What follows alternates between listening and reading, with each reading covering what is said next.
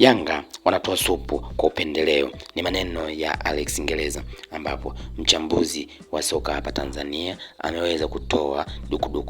dukuduku na yaliyo moyoni mwake kutokana na kile ambacho kinafanyika na klabu ya Yanga baada ya klabu hiyo kujitengenezea utaratibu ambao wamekuwa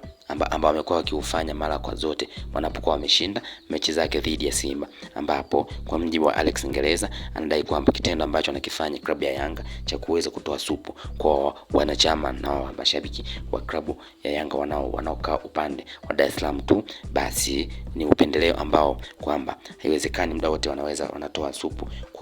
kwa upendeleo, yani mashabiki wa mikoa mingine hawapati. Alex Ngereza anadai kwamba Yanga wanatoa supu kwa upendeleo. Haiwezekani kila mwaka zinatolewa kwa watu wa Dar peke yao. Wanatakiwa kupewa pia watu wa mikoani kwa kwenda kufanya huko ili kuonyesha ushirikiano kwa wanachama wengine. Aliweza kufunguka haya muda mfupi baada ya klabu hiyo kuweza kutoa ubingwa wa NBC Premier League kwa mwaka 2024-2025, ambapo waliweza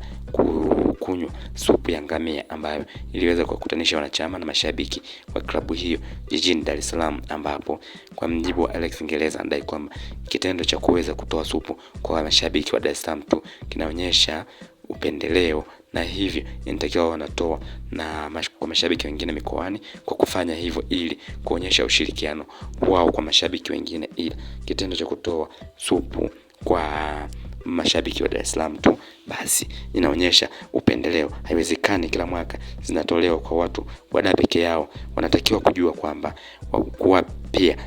kwamba pia hata watu wa mikoani wanahitaji kufanya hivyo, huku wao wakiweza kuonyesha dhamira yao kuweza kutoa hiyo supu na watu wengine wanaotokea mikoa mingine, ili waweze nao kuonyesha ushirikiano wao kama moja ya sehemu ya klabu hiyo. Ila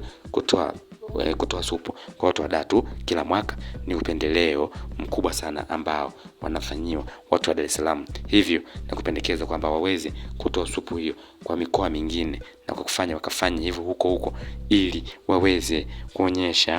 kuonyesha ushirikiano wa wanachama wao.